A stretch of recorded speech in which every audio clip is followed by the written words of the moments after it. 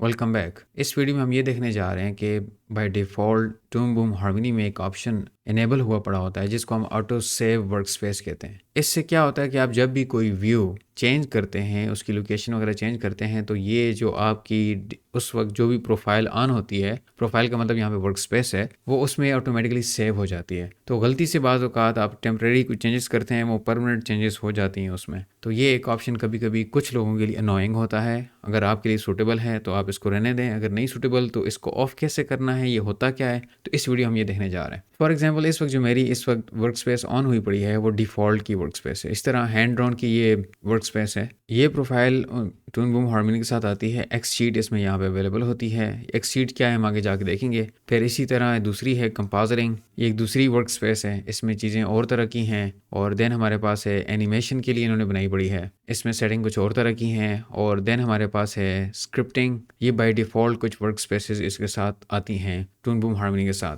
Generally हम default work space के ऊपर ही काम कर रहे होते हैं, तो मैंने दोबारा से डिफ़ॉल्ट ऑन कर दी है और देखें इस तरीके से आपको नज़र आ रही है। तो फॉर एग्जांपल अभी मैं क्या करता हूँ, किसी नोड लाइब्रेरी को थोड़ी देर के लिए मैं टेम्परेरी तौर पे यहाँ पे रखता हूँ, फ्लोटिंग विंडो के तौर पे, और इसको मैं थोड़ा सा साइड पे कर देता हूँ। इसको मैंने यहाँ पे रख दिया। अभी मैंने कोई भी काम किया, यहाँ पे कुछ भी ड्रॉ किया, कुछ भी एनिमेट किया, और इसको प्रोग्राम को कर देता हूँ मैं बंद।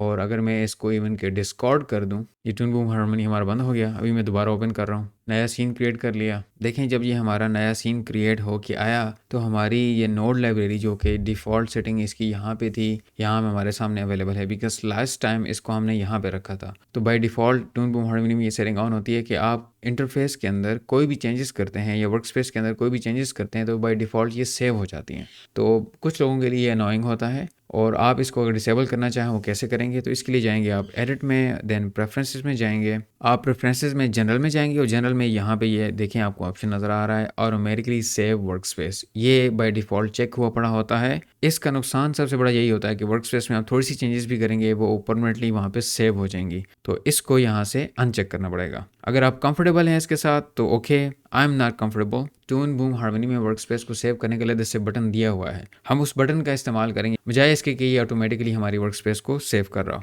अभी मैंने इसको अनचेक कर दिया और मैं ओके कर देता हूँ। और ये अभी जो भी कुछ भी मैं करूँगा तो ये और बाई डिफ़ॉल्ट इसको सेव नहीं करेगा। मैं नोड लाइब्रेरी को पकड़ के दोबारा इसकी ओरिजिनल पोजीशन पे ले जाता हूँ, ये यहीं पे होती है और ये यहाँ पे वापस चली गई है। और ये जो काम अभी मैंने किया ये सेव नहीं हुआ बिकॉज वो ऑप्शन मैंने डिसेबल कर दिया था ऑटो सेव का। तो फिर मैं अपनी वर्क स्पेस को सेव कैसे करूँगा जो चेंजेस मैंने अभी किए हैं। अगर अभी मैं वर्क स्पेस में जो मैंने चेंज की है इसको मैं सेव करना चाहता हूँ तो उसके लिए ये बटन दिया हुआ है यहाँ पे सेव वर्क स्पेस। इसमें मैं क्लिक करूँगा, जो कुछ भी मैंने इसके अंदर इंटरफेस के अंदर चेंजेस की हैं वो सेव हो चुकी हैं। तो ये एक छोटा सा ऑप्शन है लेकिन आपके लिए बहुत ज़्यादा आसानी पैदा कर सकता है कि आप रैंडमली कोई भी व्यू यहाँ से उठा के ले आते हैं और आप प्रोग्राम बंद कर देते हैं तो ये दोबारा अपनी डिफ़ॉल्ट पोजीशन पे नहीं जाता। तो इसके लिए ये बटन दिया हुआ है। अगर आप इसको परमानेंट चेंज करना चाहते हैं तो ये दबा देंगे, अदरवाइज जब नया सीन क्रिएट करेंगे तो ये लाइब्रेरी का पैनल जो इसकी ओरिजिनल पोजीशन है वहाँ पर रहेगा। ये एक छोटी सी सेटिंग आपकी टून बूम हार्मनी के एक्सपीरियंस को मज़ीद बेहतर बना सकती है कि जब आप चाहेंगे तब वर्क स्पेस सेव होगी।